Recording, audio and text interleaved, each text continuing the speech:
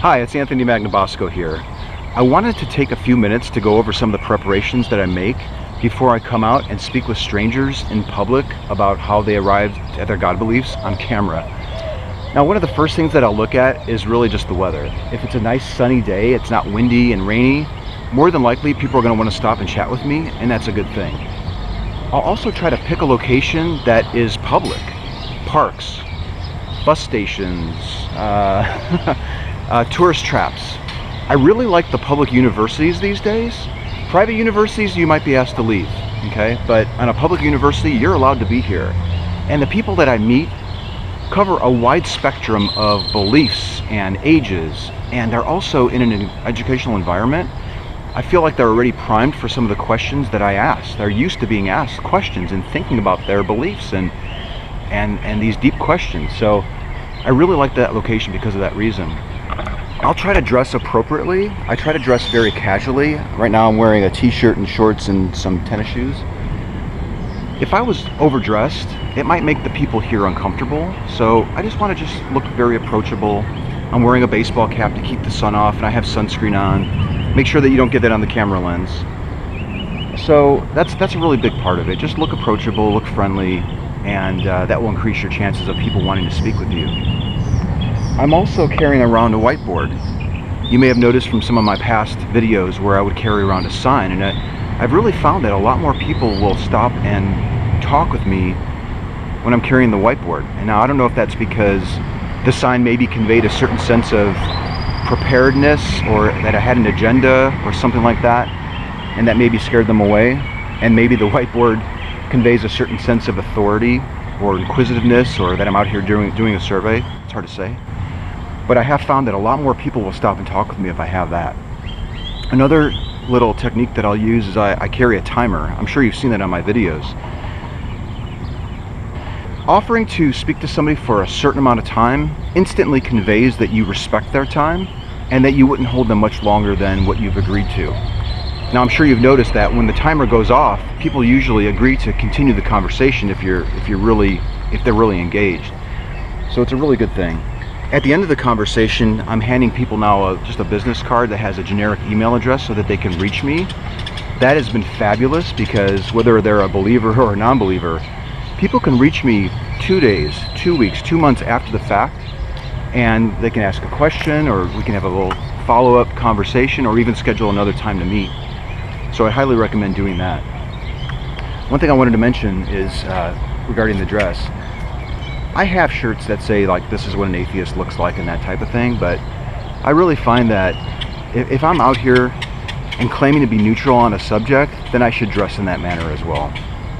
As far as the equipment that I'm using, I have well, you can't see it, but I've got a GoPro Hero 3 Silver Edition.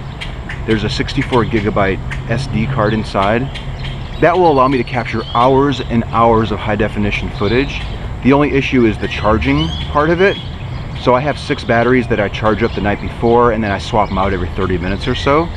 I used to have an external battery pack, but for some reason that would cause a humming noise on the footage, so I had to get rid of that.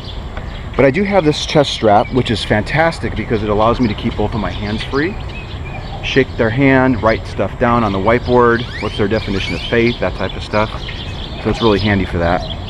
And what I'll do is I'll actually walk around with the camera in the pointed down position, and then if somebody agrees to speak with me, I'll just flip it up, and then it's game on. And you may also notice here, I've cut a couple holes on the sides of the case here. Can you see that?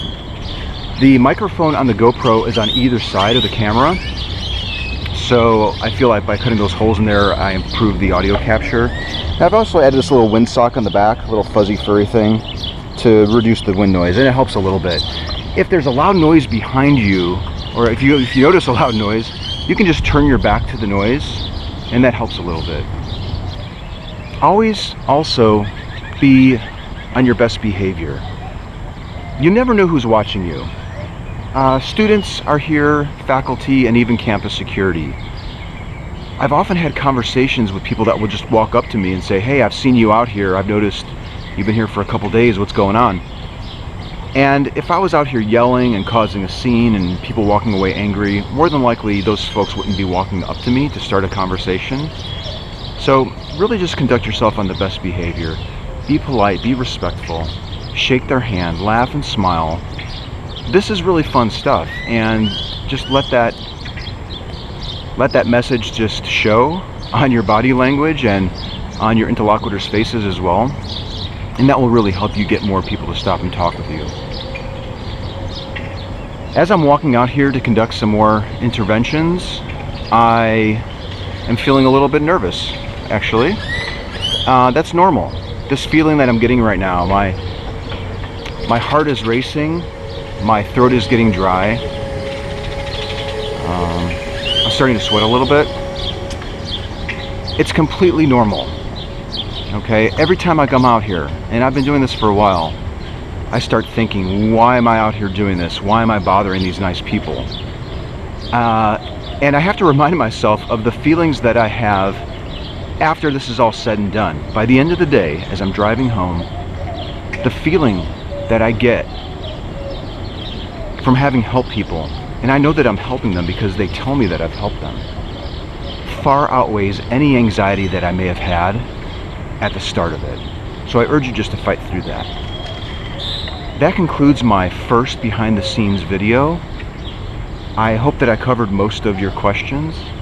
If I forgot anything, I'm more than willing to do a second or third video, so put your ideas in the video comments below and I'd be happy to entertain that.